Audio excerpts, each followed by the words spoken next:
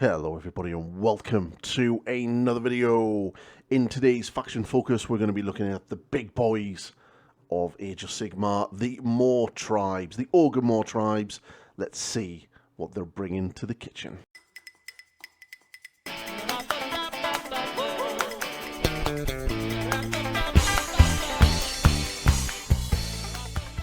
That's right, the Ogor Mawtribes are today's faction focus. One of the, well, I would say classic factions. You know, they kind of come out in Warhammer Fantasy Battle, come over into Age of Sigmar in two waves. First, we got the Beastclaw Raiders, which they had their very own battle tome, and then eventually we got the Mawtribes, the Ogor Mawtribes, which was a combined battle tome of the sort of ogres on foot as well as the guys riding around on the big beasties. They're a really cool faction. If you're wanting to get into them, they're a faction with a very low model count. The models are quite big and they're easy to paint. And there's, if you want to try your hand at a little bit of freehand for painting, there's plenty of scope for plenty of tattoos. So they are really, really fun faction, and you can have an army of essentially big monsters, which is even better. So let's have a little look at their rules. Not many battle traits, to be fair, only 3. So the Ogor Mawtribes army use the following abilities. Any charge phase, pick one friendly ogre or Rhinox unit that charge this turn to use this ability, then pick a visible enemy unit within 1 inch of that target. Roll a d3, and on a 2+, inflict any amount of mortal damage on the target equal to the dice. We've gone over this in many videos. Basically, you know, roll a 2+ on a d3 and you inflict 2 or 3 mortal damage to the target. Pretty good. Passive, so add 2 to run rolls for friendly ogre units while you have not used the Feast of the Flesh ability this battle. Nice. And the Feast of the Flesh battle is pick one friendly ogre unit that is in combat or that use the fight ability this turn to be the target. Roll a d3 for each target. On a roll of 2+, heal X the target, where X is an equal amount equal to the roll. So again, either roll 2 wounds or either heal 2 wounds or bring back 3 wounds.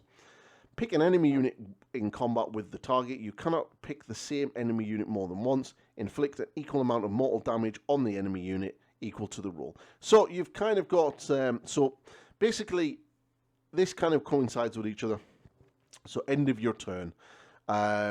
So add 2 to the run rolls for friendly ogre units while you have not used the Feast of the Flesh ability this battle.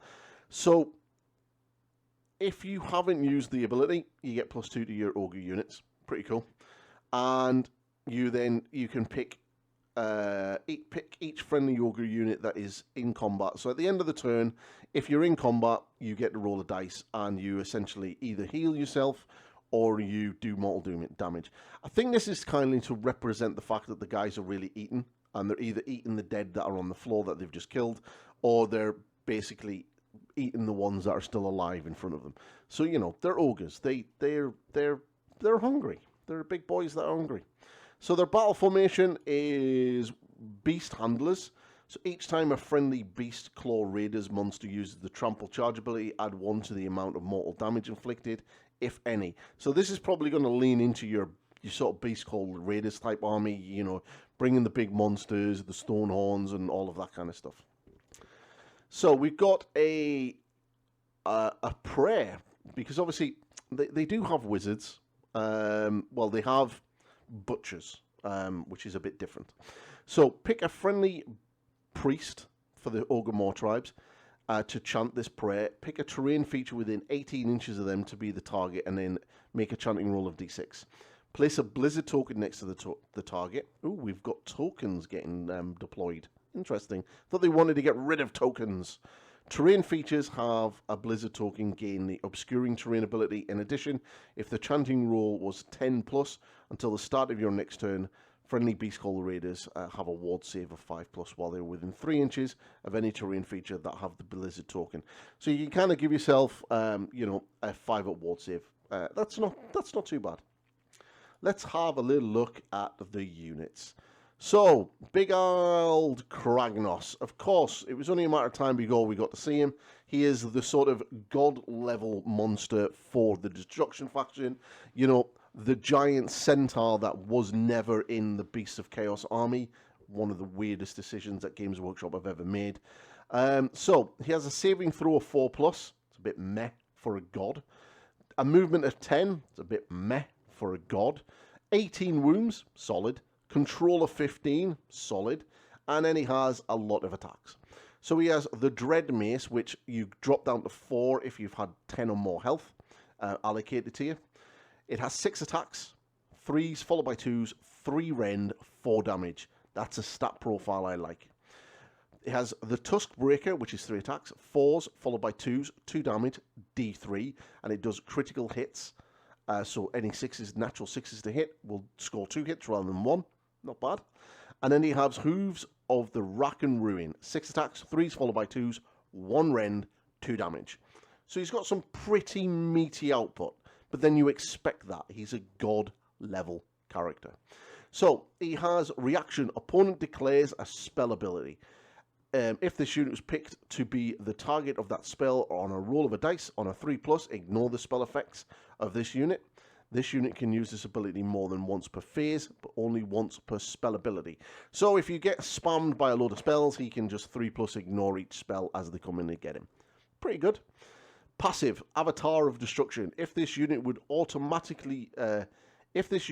automatically destroyed, it is not automatically destroyed. Instead, allocate 6 damage points to it. Ward rolls cannot be made for those damage points. So, if you don't understand what this is, basically, if Kragnos comes up against Nagash, and Nagash tries to Hand of Dust him, and you don't get the dice, and in the normal rules, in the normal sense, you would be auto-wounded, auto-killed, auto-removed from the table.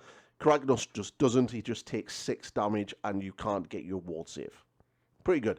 I expect to see this kind of ability on Gotrex and probably on Marathi as well.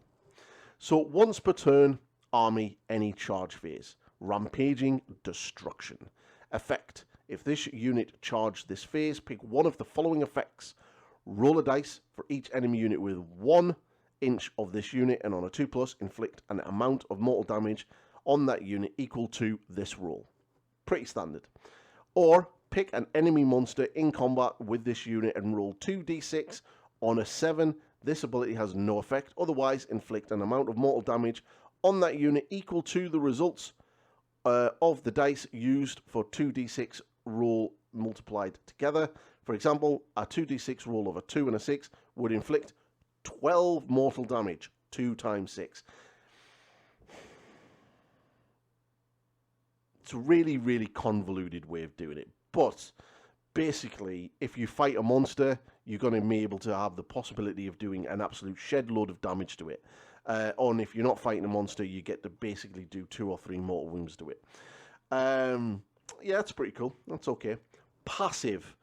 Add 1 to the number of dice rolled when making charge rolls for friendly destruction units while they're wholly within 12 inches of a unit to a maximum of 3. Plus 3d6 charges are always good. Brilliant. So yeah, Kragnos is probably going to be seen a lot. And he has a 5-up ward save, and he's a War Master, he's unique. He's a hero, he's a monster, and he's a destruction Ogor Mawtribe. I expect to see him pretty much in probably all of the destruction books. The Orc, the Ogres, you know, all of them. But yeah, that's Kragnos. Pretty good. Yeah, 4-up save, 5-up ward. You know, you're going to be able to hurt him. You're going to be able to kill him. But yeah. So, we have, on a Stonehorn, the Huskard. 4-up save. Cool. Movement 10. 14 health. 10 control. And then you have, this unit is armed with punches and kicks, and the Stonehorn rock horns, and the Stonehorn hooves. And then one of the following. You either have a chain trap, a harpoon launcher, or a blood vulture. Now, the blood vulture used to always be taken. So the blood vulture is 24 inches. You've got 1 dice. It hits on 2s. Guarantee you're going to roll that 1. It wounds on a 3. It has no rend and 1 damage. That's pretty much it, unless it has an additional rule. Harpoon launcher, 18 inches. 1 followed by 4s, 3s, 1, and then D3. Meh. And then a chain trap, 12 inches, 1 dice. Hits on 4s, wounds on 3s. 1 rend, 3 damage. Anti-monster plus 1 rend. Now, it's 1 attack, and there's a lot of hitting on 4s there, which I'm going to say that most of this is probably not going to go off. So yeah, shooting output, yeah. But it's melees. He has punches and kick hits. He has 3 attacks, 4s followed by 2s, no rend, 1 damage. And then the Stone Horn has rock hard horns, 6 attacks, 4s followed by 2s, 2 damage, 2 rend, 3 damage. Charge plus 1 damage, 4 damage on the charge, and it's a companion attack. And then Stone Horn Hooves, D6 attacks, 4s followed by 2s, 1 rend, D3 damage. It's not bad. As per usual, the mount is going to be probably pumping out more damage than the actual rider, but we'll see what the rest of this is. So, if you've got 10 or more damage, so basically you're down to 4 health left, your Stonehorn's Rock Hard Horns is down to 4 attacks rather than 6. So you've got a passive Stone Skeleton. Ignore the first damage point that would be allocated to this unit each phase. Okay, it's pretty good. And then you've got a once per turn army, any combat phase. Pick a friendly and enemy monster within this unit's combat range to be the target. Roll a dice on a 3+. If the target is a friendly Ogre Mawtribes unit, its companion weapons have crit 2+. 2 crits, 2 hits. Nice. For the rest of the turn. If the target is an enemy unit, subtract 1 from hit rolls for attacks made with its companion weapons for the rest of this turn. Okay, so basically, companion weapons, it's the mount. So you're going to really sort of mess around with the mount. So far, from what I've seen of mounts, they don't seem to be that good, apart from the Stonehorns. Stonehorns have always been quite nice. But yeah, pretty good. You're probably, if you're going to go into the sort of Beastclaw Raider side, you're probably going to have a couple of these. Okay, so we got the big old boys themselves, the Ogre Gluttons, the Bulls, the mainstay of your foot-slugging Ogre armies. I love these models. They're so nice. So, 5-up save, because they're pretty much almost naked. They've got a 6-up move, because they're tall. They've got 4 health. Makes sense. And they've got control of 2. So, they've got Glutton weapons. 4 attacks, hit on 4s, wounding on 2s, 1 rend, 2 damage. That's not bad. 4 attacks, so you're probably looking at least 50% of your attacks getting through there, and then, 2s to wound is pretty good. So you got a passive ability. So if you have used the Feast of the Flesh ability this battle, add 1 to the control score of this unit for each model in this unit. Control of 3 if you've used Feast of the Flesh. That's pretty good. And as you can imagine, they're pretty bare bones with what they can have after that. They've got Champion, Musician, and a Standard Bearer, okay?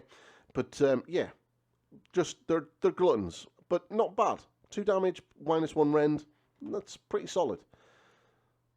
Then we've got the new Ogre Morpack. These models are really, really cool, and they're so much better than the old metal ones. So they've got a 6-up save, movement of 6, 5 health, 2 control, and they've got 5 attacks, hitting on 4s, which I'm feeling that is going to be a theme through the Ogre army, wounding on 2s, 1 rend, 2 damage, anti-infantry +1. These are your land sharks. They are pretty good. They're going to get around, they're going to sniff out that infantry, and they're just going to maul it to death. So, in the deployment phase, pick this unit if it has not been deployed. This can be set up in reserve, lurking on the fringes, if it is now being destroyed. This is what I mean by the land shark thing, because they're kind of infiltrators. Then you've got Frenzied Hunters. You can pick this unit if it's lurking on the fringes. Set this up unit on the battlefield, wholly within 9 inches of the battlefield edge, and more than 9 inches from all enemy units. So they kind of come in from the edges. They're really good coming in on the flanks and the rear edge of the table from behind your opponent. If you're new to Age of Sigmar and you're coming in from 40k, think of them as a little bit like lictors. They kind of sort of come out and they sort of hit things and they do a lot of damage. That's why we call them, the table sharks. They are your battlefield sharks, and they're pretty good. But we do have sharks in Age of Sigmar. I'm sure the Idoneth Deepkin will be coming soon. And that's basically all they're showing us. And we get their new Spearhead, which is pretty good. I mean, it's not bad. I mean, you've got a Tyrant, you've got 6 Gluttons, 4 Lead Belchers. I'm not too sure you get the terrain. You've got the Scrap Launcher, and then you've got some of the Tusk. Is it I can't remember what they are. Mournfang Raiders or Riders or whatever they are. But yeah, that's pretty cool. You've got a kind of bellowing arrival for Spearhead, and then the Lead Belchers. We're probably going to get a rough idea of what they're going to do in the big game. D3 attacks, hits on 4s, wounds on 3s, -1 Ren 1 damage, and then you can kind of hit people. And if you stand still, you get +1 hit, so you're going to be 3s followed by 3s. It's pretty solid. But tomorrow, we're going to be rounding out the week with Flesh Eater Courts. Flesh Eater Courts, the new updated faction, only just got its battle tome a few months ago, are now going to get their faction focus for 4th edition, and we're going to hopefully see what changes the Flesh Eaters get. But yeah, today's video, that is Ogor Mawtribes. Very small battle faction focus today. Not much information in it, not much showing, but then they are one of those factions. Now, they are a faction that is in the old world, and most of their model range comes from the old world. I do believe in the old world they are a legacy faction, so they're probably not going to be changing anytime soon. One of the things I would love to see with the Ogor Mawtribes is them to get some updated Age of Sigmar-fied basic units like the Gluttons, the lead belchers, and the Iron Guts, the sort of big elite gluts with the armor and stuff and the big two-handed weapons. Yeah, so I'd like to see them get an update. That would be pretty cool. The plastic tyrant model is really great. But yeah, that's the Ogor Mawtribes. Pretty cool video. Pretty cool faction. Liking what I'm seeing. Kragnos is killable, which is kind of nice. But I expect to see some form of Kragnos in a Beastclaw Raider type army. Just to get that extra charge dice is going to be clutch for that. But yeah, pretty cool. So that is the video, people. If you like what I do, please like this video, ring that bell, and obviously subscribe. We're definitely marching our way towards 3,000 subscribers, and it's so good. So thank you very much. And I will see everybody in the next one tomorrow for Flesh Eater Courts. Catch you later, people. Goodbye for now.